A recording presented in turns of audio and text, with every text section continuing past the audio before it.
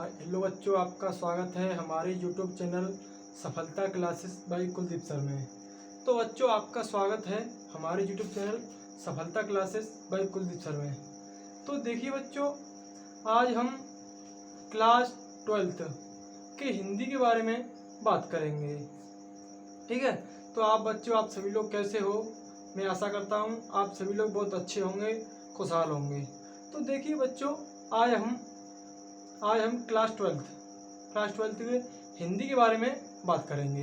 तो देखिए, class 12th के हिंदी के बारे में थोड़ा बेसिक जानकारी लेते हैं। तो देखिए, हमारी क्लास रहेगी 12th Hindi. Class 12th Hindi रहेगी। तो देखिए, क्लास 12th हिंदी की बात करें तो आप सभी को पता ही होगा कि क्लास 12th में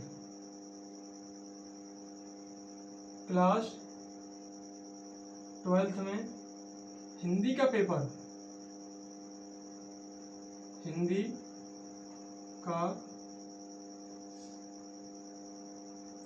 पेपर 100 नंबर का होता है। आप सभी को पता होगा कि क्लास 12th में हिंदी का नंबर 100 नंबर का होता है। इसमें कोई प्रैक्टिकल नहीं होता है। जो भी बोर्ड का पेपर होता है वह 100 नंबर का होता है। इसमें क्लास 10th की तरह इसमें प्रैक्टिकल नहीं होते। सिर्फ इसमें प्रैक्टिकल फिजिक्स और केमिस्ट्री के होते हैं, जो 30 नंबर के होते हैं। क्लास 12th में हिंदी का पेपर 100 नंबर का आता है। तो देखिए दोस्तों, आपने हमारा चैनल पर पहले ही देखा होगा कि हमारे इस चैनल पर क्लास 10th और 12th की हिंदी और सामाजिक की फुल तैयारी कराई जाएगी। हमारे चैनल पर क्लास 10th और 12th की हिंदी और सामाजिक की फुल तैयारी कराई जाएगी। तो देखिए, हमने टॉपिक हिंदी लिया है। हमारे इस टॉपिक हिंदी में भी सबसे पहले हम हिंदी व्याकरण पढ़ना स्टार्ट करेंगे। ठीक है, तो देखिए, सबसे पहले हम अगर हिंदी व्याकरण की बात करें, हमारा टॉपिक रहेगा हिंदी व्याकरण।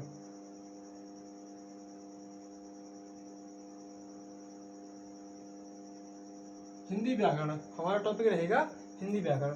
तो देखिए, हिंदी व्याकरण में बात करें तो सबसे पहले हमको काव्य सौंदर्य के तत्व पढ़ने होंगे। क्लास 12th में हिंदी व्याकरण में सबसे पहले काव्य सौंदर्य के तत्व होते हैं। काव्य सौंदर्य के तत्व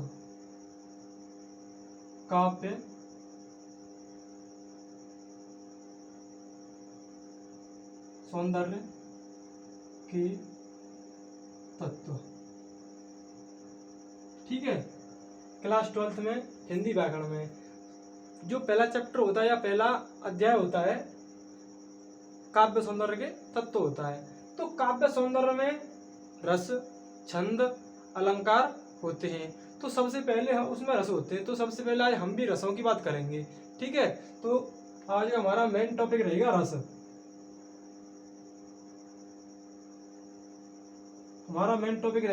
रस। तो देखिए बच्चों, अगर रस की बात करें हम, तो हमको रस के बारे में जानने से पहले हमको रस की उत्पत्ति पता होना चाहिए कि रस की उत्पत्ति कैसे होती है, रस की उत्पत्ति कहाँ से हुई थी, किसने की थी। तो इसके बारे में हमें पता होना चाहिए, क्योंकि उसके बारे में तो बाद में पढ़ेंगे। पहले हमको ये पता होना चाहिए कि रस की उत्पत्ति कहाँ से होती है, रस क्या होता है। तो देखिए बच्चों, अगर हम रस की बात करें तो हमारे विद्वान भरत मुनि जी द्वारा रस की उत्पत्ति मानी जाती है। रस की उत्पत्ति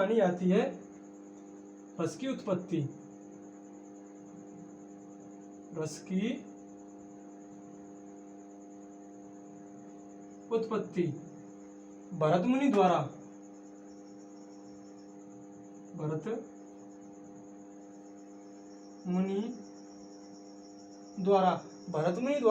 सर्वप्रथम रस का प्रयोग भरतनाट्य शास्त्र में किया गया था। सबसे पहले रस का प्रयोग भरतनाट्य शास्त्र में किया गया था। सर्वप्रथम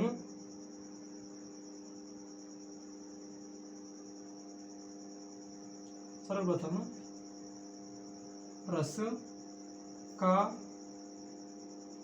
उपयोग या प्रयोग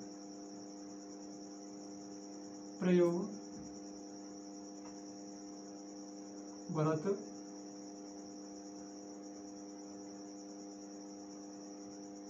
नाट्य शास्त्र में मिलता है। तो देखिए ये तो हमारे रस की उत्पत्ति हो गई। जो हमारे भरत मुनि जी थे उनका एक ग्रंथ है भरत नाट्य शास्त्र। तो उसमें हमारे रस की उत्पत्ति का पता चलता है। यहीं से हमारे रस की उत्पत्ति का पता चलता है। तो देखिए अब यहाँ तक तो आप समझ चुके होंगे कि रस की उत्पत्ति भरत मुनि द्वारा सर्वप्रथम रस का प्रयोग भरतनाट्य शास्त्र में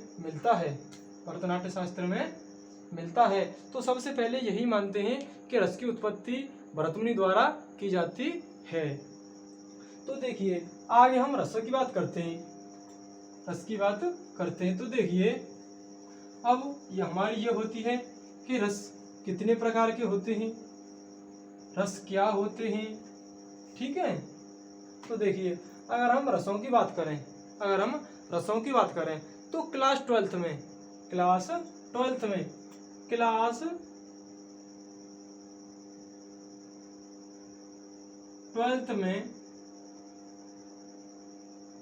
रसों की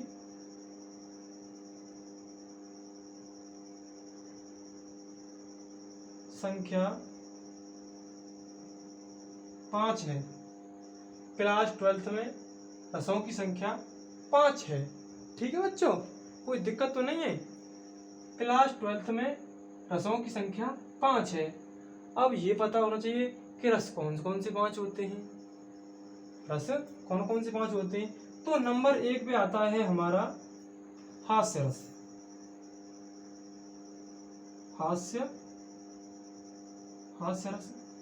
नंबर 1 पे आता है हास्य रस। नंबर 2 पर आता है करुण रस। अभी हम इनके बारे में एक एक करके बिल्कुल डीपली से पढ़ेंगे कि हास्य रस क्या होता है, करुण रस क्या होता है। नंबर 3 पे आता है वीर रस। नंबर 3 पे आता है वीर रस। नंबर 4 पे आता है वीर हो गया, हास्य हो गया, करुण हो गया। और नंबर 4 पे आता है तुम्हारा श्रृंगार रस।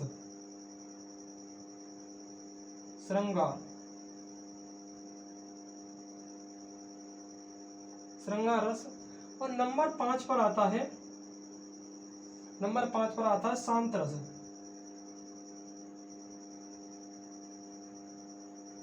तो देखिए ये हमारे 5 प्रकार के रस होते हैं। नंबर 1 पर आता है हास्य रस। नंबर 2 पे आता है करुण रस। नंबर 3 पे आता है वीर रस। और नंबर 4 पे आता है श्रृंगार रस। और नंबर 5 पर आता है शांत रस। तो देखिए हम एक एक करके सभी के बारे में पढ़ने वाले हैं कि हास्य रस क्या होता है, करुण रस क्या होता है, वीर रस क्या होता है, श्रृंगार रस क्या होता है और शांत रस क्या होता है, ठीक है। तो हम यहाँ पे एक एक करके सभी के बारे में पढ़ने वाले हैं। तो देखिए बच्चों अगर सबसे पहले हम हास्य रस की बात करते हैं, अगर सबसे पहले हास्य रस की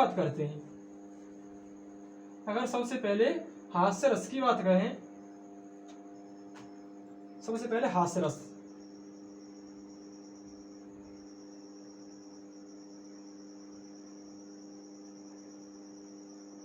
तो देखिए अब हास्य रस हो गए, हास्य रस नहीं, पहले रस के बारे में पढ़ते हैं। रस क्या होता है, रस के बारे में पढ़ते हैं, ठीक है। रस के बारे में रस क्या है, रस के बारे में पढ़ते हैं। रस क्या है, तो देखिए अगर हम रस की डेफिनेशन की बात करें तो रस किसी काव्य, रस की डेफिनेशन या परिभाषा क्या होती है, देखिए सुनिए। किसी काव्य को पढ़ने, सुनने या देखने से, किसी काव्य को पढ़ने, सुनने या देखने से जो आनंद की प्राप्ति होती है, आनंद की प्राप्ति होती है उसी को हम रस कहते हैं, उसी को हम रस कहते हैं। जैसे आप कोई मूवी देखने गए, आप कोई मूवी देखने गए या आपने कोई अपने फ़ोन में कोई फिल्म वगैरह या पिक्चर वगैरह देख रहे हो, तो आपको उसमें उसको देखने में आनंद आ रहा है, तो ये मान लीजिए वो आपके रस हो गया, वो रस हो गया। क्या हो गया? रस हो गया। तो देखिए रस भी 4 चीज़ों से मिलकर बना होता है, रस भी 4 चीज़ों से मिलकर बना होता है। तो देखिए रस रस भी 4 चीज़ों से मिलकर बना होता है। देखिए रस की पहले परिभाषा लिखते हैं, ठीक है।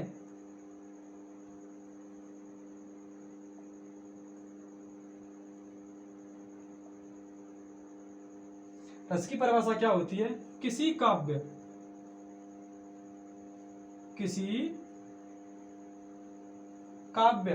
किसी काव्य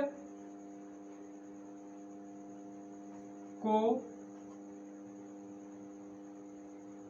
पढ़ने, सुनने,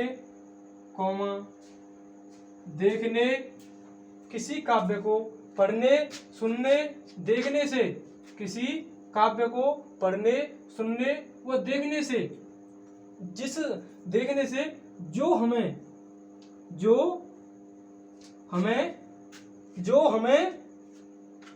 आनंद की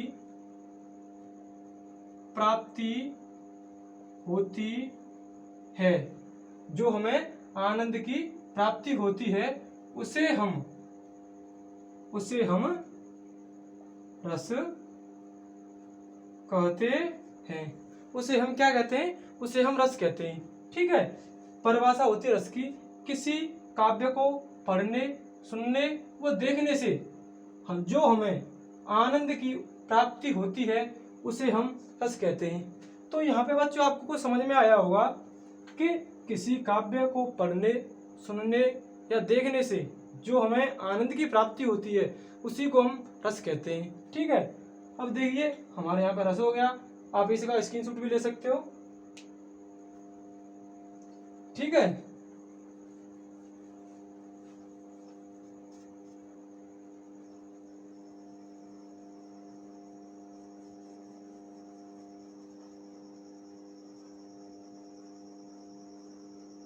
अभी देखो मैंने आपको बताया है कि हमारे रस 5 प्रकार के होते हैं, हमारे रस 5 प्रकार के होते हैं।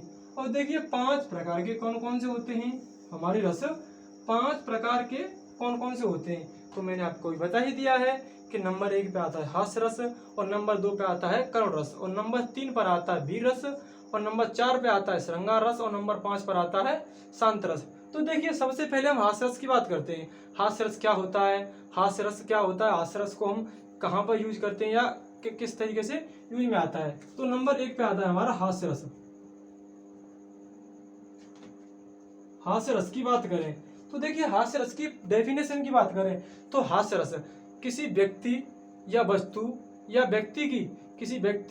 की या स्थान की आकृति, वेशभूषा या चेष्टा को देखकर जो हृदय में विनोद नाम का भाव जागृत होता है, उसी को हम हास्य रस कहते हैं। ये देखिए इसकी परिभाषा हो गई, किसी हास्य रस की परिभाषा हो गई, किसी व्यक्ति, वस्तु या स्थान की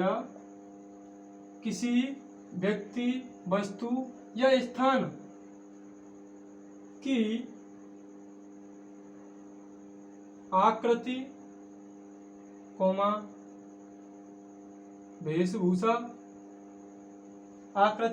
वेशभूषा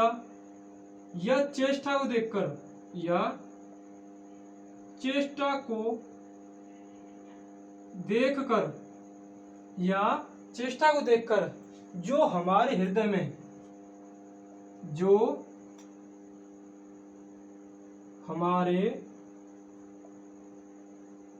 में भाव जागृत होता है, देखकर हमारे हृदय में जो भाव, विनोद नाम का भाव जागृत होता है,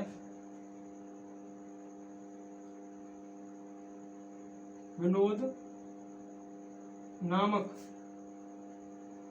भाव जागृत होता है उसे हास्य रस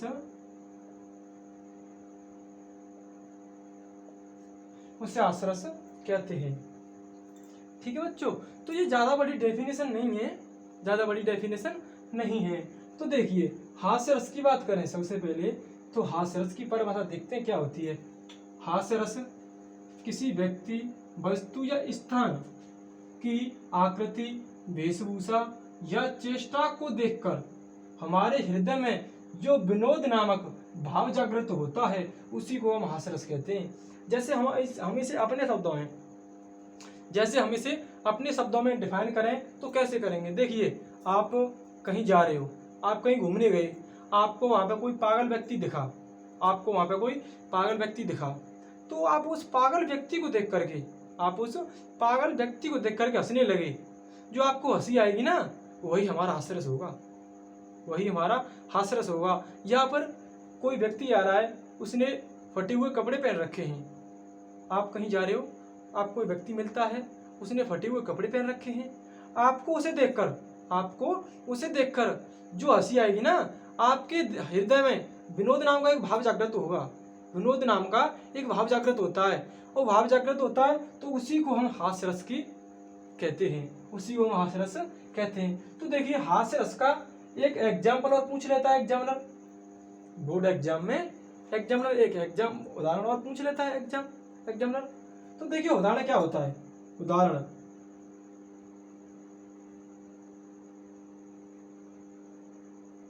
अगर देखिए उदाहरण की बात करें तो उदाहरण क्या होता है कि शीश पर गंगा हंसे। उदाहरण होता है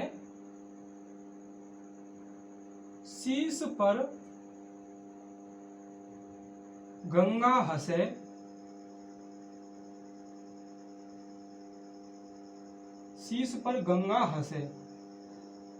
शीश पर गंगा हंसे, बुझनी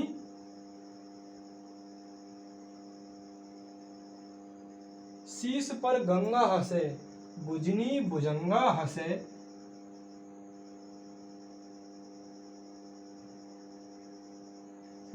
भुजंगा हंसे, हास ही को दंगा भयो, हास ही को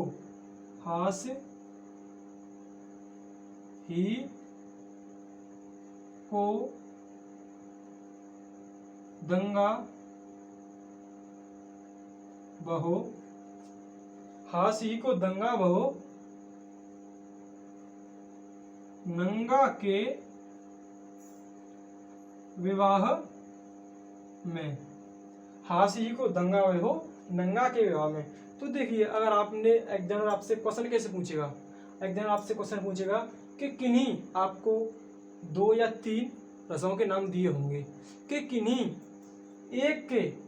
किन्हीं तीनों में से किसी एक रस के परिभाषा व उदाहरण दीजिए। तो देखिए कभी कभार वो स्थायी भाव भी पूछ लेता है, कि हास्य रस का स्थायी भाव क्या होता है, कि कर्ण रस का स्थायी भाव क्या होता है। तो देखिए हास्य रस के स्थायी भाव की बात करें, हम हास्य रस के स्थायी भाव की बात करें तो देखिए हास्य रस का स्थायी भाव होता है, हास्य रस का स्थायी भाव, हास्य रस का स्थायी भाव हास होता है। क्या होता है बच्चों? हास होता है। स्थायी भाव का हास्य रस का स्थायी भाव हास होता है। ठीक है, तो यहाँ पे हमारा हास्य रस कंप्लीट होता है। तो यहाँ तक बच्चा आपको कोई दिक्कत, कोई परेशानी, शायद मैं आशा करता हूँ आपको इसमें कोई परेशानी नहीं हुई होगी। तो देखिए आगे हमारा नंबर 2 पे कौन सा आता है? करुण रस आता है। नंबर 2 पे हमारा करुण रस आता है।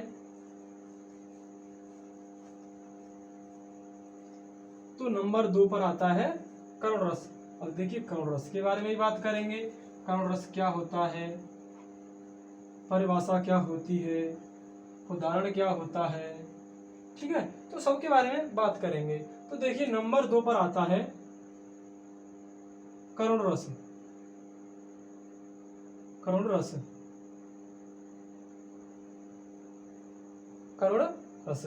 तो देखिए करुण रस की परिभाषा की बात करें तो करुण रस की परिभाषा वही होती है जो हास्य रस की होती है, बस उसमें एक चीज बदल जाती है। जो देखिए किसी, मैंने आपको बताया कि किसी व्यक्ति या वस्तु या स्थान की आकृति, वेशभूषा या चेष्टा को देखकर जो व्यक्ति के हृदय में, जो हमारे हृदय में विनोद नाम का भाव जागृत होता है उसी को हास्य रस कहते हैं। ये तो हास्य रस की परिभाषा हो गई। लेकिन और करुण रस की परिभाषा क्या होती है?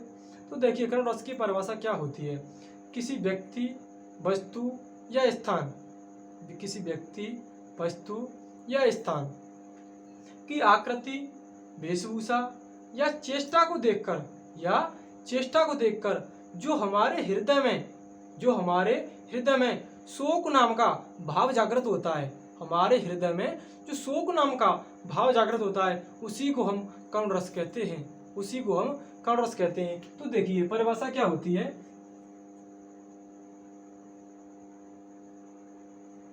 किसी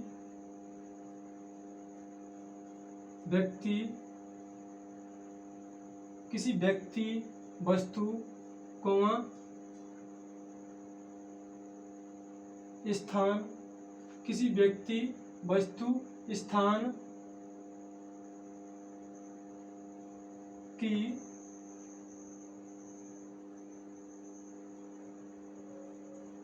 किसी व्यक्ति, वस्तु या स्थान की आकृति,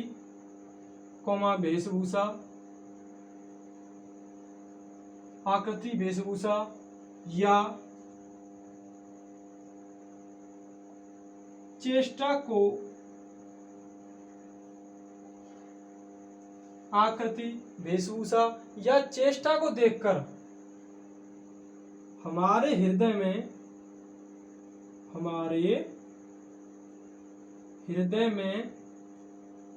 जो शोक नामक भाव जागृत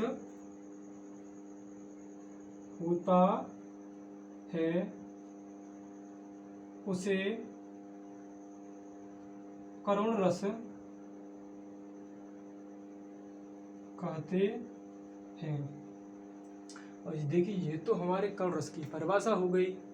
किसी व्यक्ति, वस्तु या स्थान की आकृति, वेशभूषा या चेष्टा को देखकर हमारे हृदय में जो शोक नामक भाव जागृत होता है उसे हम करुण रस कहते हैं।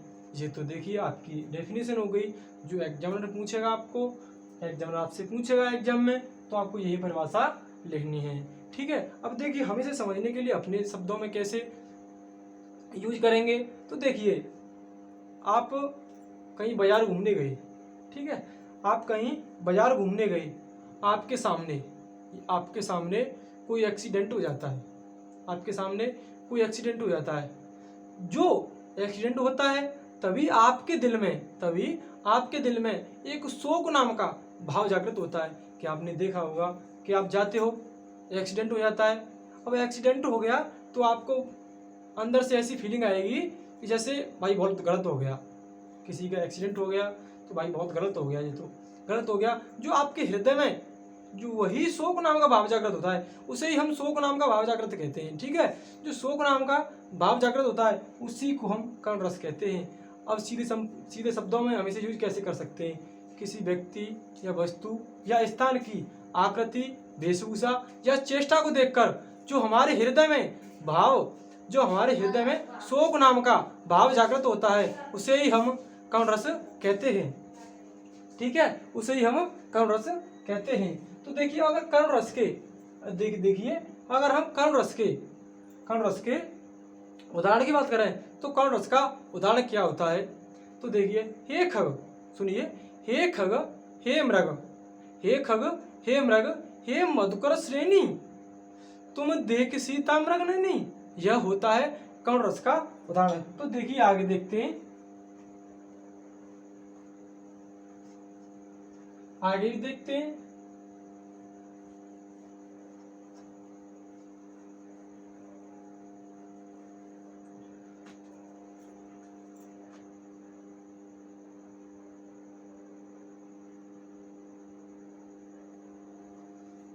तो बच्चों मैं आशा करता हूँ आपको समझ में आ रहा होगा। अगर बच्चों आपको समझ में आता है अगर हमारी पढ़ाई आपको समझ में आती है तो हमारे चैनल को लाइक शेयर और चैनल को सब्सक्राइब करना ना भूलें, और हाँ बेल आइकन को भी प्रेस करें ताकि जो भी हम आगे वीडियो बनाएं उसका नोटिफिकेशन आप तक पहुंच सके सबसे पहले। ठीक है, तो देखिए अगर हम उदाहरण की बात करें तो उदाहरण होता है हे खग उदाहरण होता है हे खग हे मृग, हे खग हे मृग हे मधुकर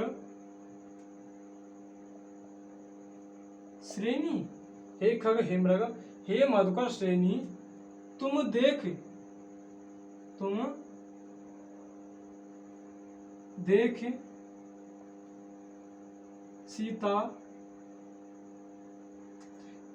सीता मृग नैनी, तुम देख सीता, हे खग हे मृग हे मधुकर श्रेणी तुम देख सीता मृग नैनी, मृग नयनी। ठीक है, हे खग हे मृग हे मधुकर श्रेणी तुम देख सीता मृग नयनी। तो ये तो हमारा उदाहरण हो गया, और लेकिन इसका भी स्थायी भाव पूछ लेता है तो आप क्या बताओगे। तो देखिए अगर करुण रस का आपसे स्थायी भाव पूछ लेता है, ठीक है, अगर आपसे करुण रस का स्थायी भाव पूछ लेता है तो देखिए करुण रस का स्थायी भाव, करुण रस का स्थायी भाव क्या होता है बच्चों, शोक होता है। क्या होता है, शोक होता है। तो करुण रस का स्थायी भाव शोक होता है। तो देखिए बच्चों अगर आगे हम, तो यहाँ तक आपका करुण रस भी कंप्लीट होता है। तो मैं आशा करता हूँ कि आपको यहाँ तक भी समझ में आया होगा। तो देखिए आगे पढ़ते हैं बच्चों। वीडियो को लाइक शेयर और सब्सक्राइब, चैनल को सब्सक्राइब करिए और बेल आइकन को प्रेस करिए ताकि जो भी हम आगे वीडियो बनाएं उसका नोटिफिकेशन आप तक पहुंच सके सबसे पहले।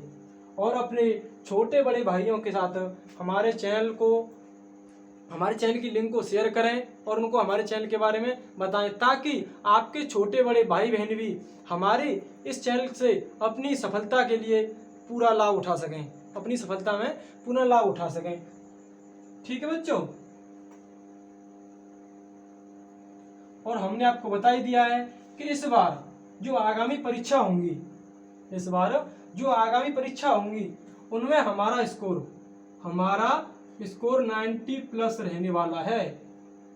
इसमें हमारा स्कोर 90 प्लस रहने वाला है। हिंदी में हमारा स्कोर 90 प्लस रहेगा, हिंदी में। ठीक है बच्चों, हमारा स्कोर 90 प्लस रहेगा हिंदी में। तो देखिए बच्चों नंबर 3 पर आता है हमारा, कौन सा रस आता है, वीर रस। नंबर 3 पर आता है वीर रस। तो देखिए वीर रस क्या होता है इसके बारे में भी समझते हैं। धीरे धीरे हम सबके बारे में समझेंगे। ठीक है,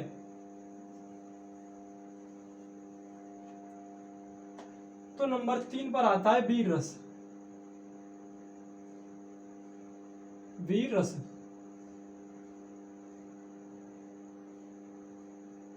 ठीक है बच्चों, तो नंबर 3 पर आता है वीर रस हमारा। ठीक है, अब देखिए वीर रस क्या होता है। तो देखिए वीर रस की परिभाषा होती है किसी युद्ध या किसी किसी युद्ध या किसी, ये मान लो कि आप किसी युद्ध के लिए तैयार हो रहे हो, आप किसी युद्ध में जाने के लिए तैयार हो रहे हो, तो आपके हृदय में, जो आपके हृदय में उत्साह होता है, जो आपके हृदय में उत्साह होता है, उसी को हम वीर रस कहते हैं अपनी भाषा में, उसी को हम वीर रस कहते हैं अपनी भाषा में। ठीक है बच्चों, उसी को हम वीर रस कहते हैं अपनी भाषा में। ठीक है, अब देखिए, अगर हम इसकी ये तो हमारे अपने शब्दों में हो गई, लेकिन अब हम इसकी परिभाषा कैसे लिखेंगे? भाई एग्जामिनर इसे तो मानेगा नहीं। अगर हम ऐसे लिख दें कि अगर भाई किसी युद्ध में जीतने के लिए जो हमारे हृदय में जो भाव जागृत होता है उसी को हम वीर रस कहते हैं, तो इसे तो भाई एग्जामिनर नहीं मानेगा। तो इसे एग्जामिनर नहीं मानेगा, तो एग्जामिनर के लिए हमने एक और परिभाषा बनाई है भाई, तो उसके लिए हमने एक और परिभाषा बनाई है, क्योंकि हम एग्जामिनर को संतुष्ट करके रहेंगे। तो देखिए, परिभाषा होती है किसी युद्ध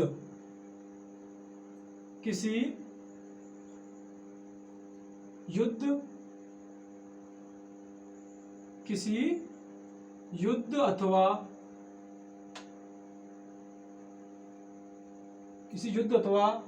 किसी कठिन कार्य को, किसी युद्ध अथवा किसी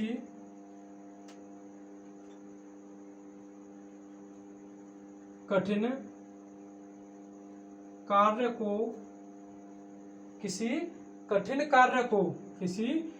कार्य को करने के लिए, किसी कठिन कार्य को करने के लिए जो हमारे हृदय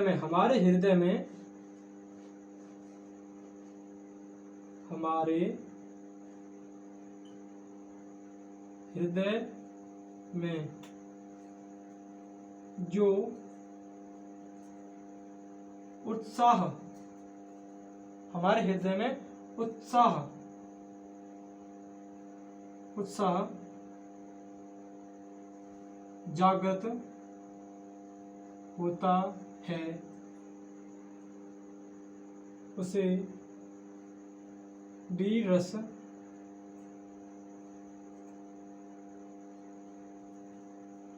कहते हैं। तो देखिए, ये हमारा वीर रस हो गया। ठीक है, किसी युद्ध अथवा किसी कठिन कार्य को करने के लिए हमारे हृदय में जो उत्साह जागृत होता है उसी को हम वीर रस कहते हैं। ठीक है बच्चों, तो उसी को हम वीर रस कहते हैं। अब देखिए, अगर हम वीर रस की बात करें तो किसी युद्ध अथवा किसी कठिन कार्य को करने के लिए हमारे हृदय में जो उत्साह जागृत होता है उसे हम वीर रस कहते हैं।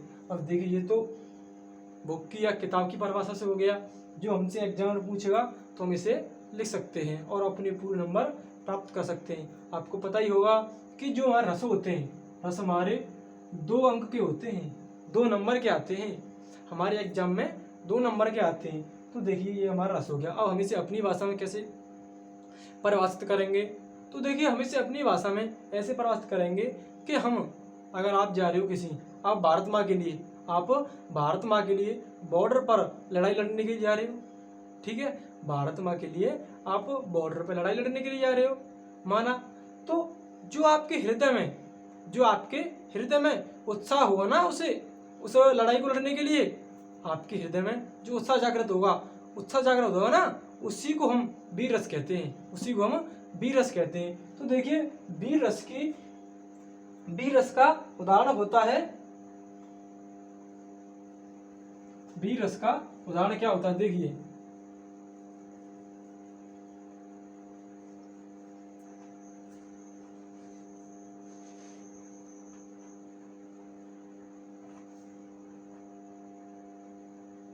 बच्चों, वीर रस का उदाहरण क्या होता है?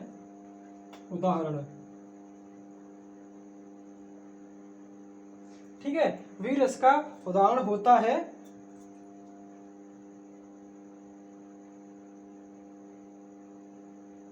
साज चतुरंग सेन,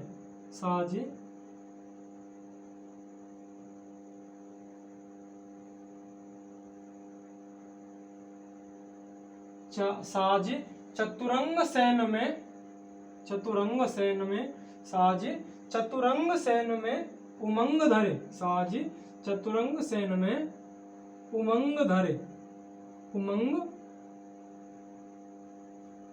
धरे, साज चतुरंग सैन में उमंग धरे।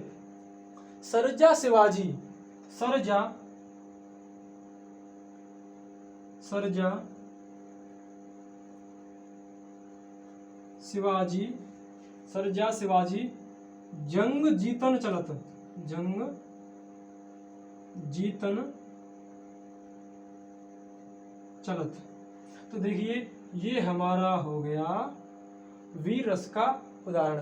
तो ये हमारा वीर रस का उदाहरण हो गया। तो देखिए बच्चों, मैं आशा करता हूँ कि आपको ये भी हमारा रस अच्छा समझ में आया होगा। तो देखिए एक बार मैं इसे और रिपीट करता हूँ। साज चतुरंग सैन में, साज, थोड़ी यहाँ गलती हो गई, मैं आएगा यहाँ पे, साज चतुरंग सैन में उमंग धरे, धरे, साज चतुरंग सैन में उमंग धरे, सरजा शिवाजी जंग जीतन चलत। तो ये हमारा वीर रस का उदाहरण हो गया। अगर देखिए बच्चों, ये हमारा वीर रस का उदाहरण हो गया। तो बच्चों आज हम वीडियो को समय देखते हुए आज हम 3 ही कराएंगे। ये हमारा पार्ट 1 रहेगा। तो पार्ट 2 में आपको जो हमारे रस बचे हुए रस हैं, जो हमने 3 करा दिए, हास्य रस हो गया, कांड रस हो गया और वीर रस हो गया। तो श्रृंगार रस और शांत रस आपको अगली वीडियो में लेंगे। तो बच्चों मैं आशा करता हूँ हमारी वीडियो आपको अच्छी लगी होगी। अगर हमारी वीडियो आपको अच्छी लगती है तो हमारे चैनल को लाइक, शेयर और सब्सक्राइब जरूर करें, ताकि जो हमारी आगे आने वाली वीडियो का नोटिफिकेशन आप तक सबसे पहले पहुंच सके और आप हमारी वीडियो का लाभ उठा सकें। तो तब तक के लिए जय हिंद। आगे मिलते हैं अगली वीडियो में एक खूबसूरत सी वीडियो में। तब तक के लिए जय हिंद, जय भारत।